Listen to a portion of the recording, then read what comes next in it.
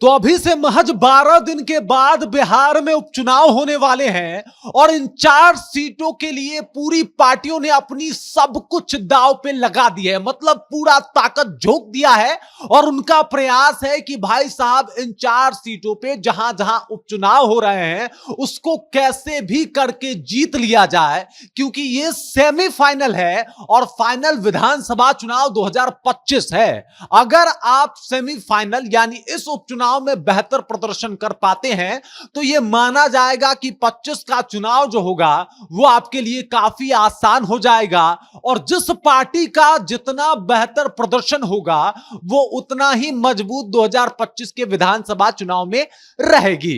अब पार्टियों का किस तरीके से तैयारियां हैं, किस तरीके से वो काम कर रही हैं और ये जो 4 सीट हैं जो उपचुनाव जहां पे हो रहे हैं वो किसके पक्ष में जा रहे हैं, ये सब कुछ आपको विस्तार पूर्वक मैं समझाऊंगा। लेकिन उससे पहले मेरा परिचय जान लीजिए। मेरा नाम है रजत और आप जनता जंक्शन देख रहे हैं। सभी लोग सेमीफाइनल की तैयारी में लगे हुए हैं और यह माना जा रहा है कि ये जो 4 सीटें हैं इस बार ये कई पार्टियों के लिए अग्नि परीक्षा साबित होगी और इन 4 सीटों के ऊपर जो उपचुनाव हो रहे हैं वो सेमीफाइनल है। ये 4 सीटें हैं तरारी, रामगढ़, बेलागंज, इमामगंज और यहां पे तैयारियां भरपूर है। बड़े बड़े नेता आ रहे हैं, बड़े बड़े पार्टी के लीडर आ रहे हैं। तेजस्वी यादव लगातार इसके लिए अभी से ही भौकाल बना रहे हैं, पूरा एकदम मामला टाइट कर रहे हैं। बिहार में अपराध गिनवा रहे हैं, बिहार की स्थिति के बारे में बता रहे हैं, स्मार्ट मीटर, दारूबंदी जैसे मुद्दे उठाए जा रहे हैं और यह सब मुद्दा विधानसभा चुनाव 2025 से पहले इसलिए उठाया जा रहा है ताकि इस उपचुनाव में अपने आप को साबित किया जा सके। तो उधर एक तरफ जेडीयू और एनडीए जो है वो तेजस्वी यादव पे निशाना साध रहे हैं, उनके जंगल राज को याद दिला रहे हैं, उनके पिता के कार्यकाल को गिनवा रहे हैं और यही नहीं, बीजेपी के कई ऐसे लीडर जो हैं वो आने वाले हैं और इस चुनाव में अपना दमखम दिखाने वाले हैं। इसके लिए चार्ट तैयार हो गया है। उधर 40 लोग का नाम अनाउंस आरजेडी भी कर चुकी है, जिसमें लालू यादव भी मुख्य प्रचारक के रूप में देखे जा रहे हैं। तो इससे आप अंदाजा लगा सकते हैं कि यह चुनाव और इसका मसला कितना गंभीर है, इसको लेके तैयारियां किस लेवल की चल रही है। इधर प्रशांत किशोर ने अपनी नई पार्टी बनाई है और नई पार्टी का आगाज इसी उपचुनाव में अपने कैंडिडेट उतार के वो कर रहे हैं। यहां पे भी प्रशांत किशोर लगातार उन जगहों पे जा रहे हैं, दौरा कर रहे हैं जहां पे उपचुनाव होने वाले हैं।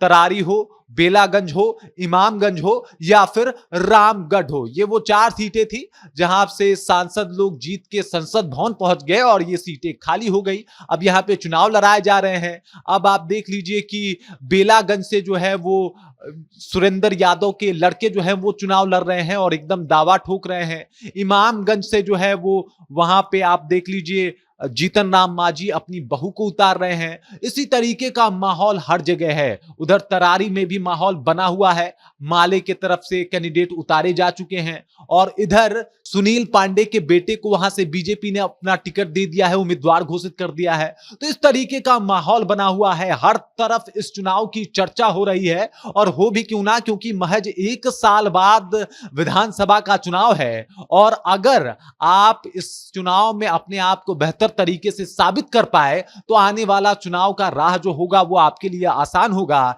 इसीलिए चाहे तेजस्वी यादव हो, प्रशांत किशोर हो, बीजेपी हो या फिर जेडीयू हो, हर लोग अपने हिसाब से मेहनत कर रहे हैं और इस चुनाव को जीतने के लिए अपना पूरा दम, पूरा बूता लगा रहे हैं कि भाई किसी भी तरीके से इस चुनाव को जीता जाए और इस चुनाव में अपना बढ़त बनाया जाए। इससे पहले अगर बात किया जाए तो 3 सीटों पे जो है वो महागठबंधन के उम्मीदवार जीते थे और इन 3 सीटों पे इनका दबदबा था। चाहे वो तरारी की बात कर ले, बेलागंज की बात कर ले या फिर रामगढ़ की बात कर ले, यहां पे महागठबंधन के कैंडिडेट ही जीते थे।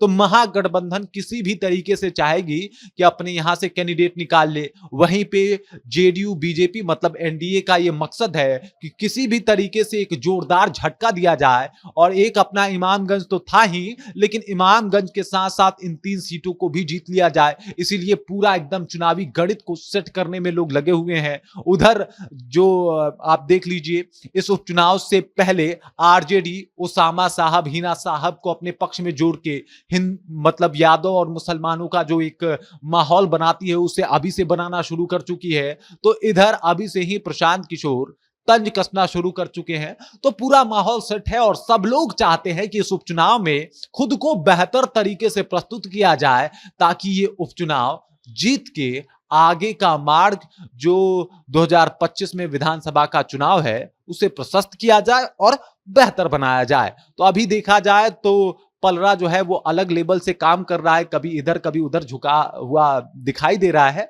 बाकी आपको क्या लगता है, कहां से कौन सा कैंडिडेट आगे बढ़ेगा, कौन जीतेगा, आप कमेंट करके अपना विचार हम तक जरूर पहुंचा सकते हैं। बाकी आप देख रहे हैं जनता जंक्शन और मेरा नाम रजत है।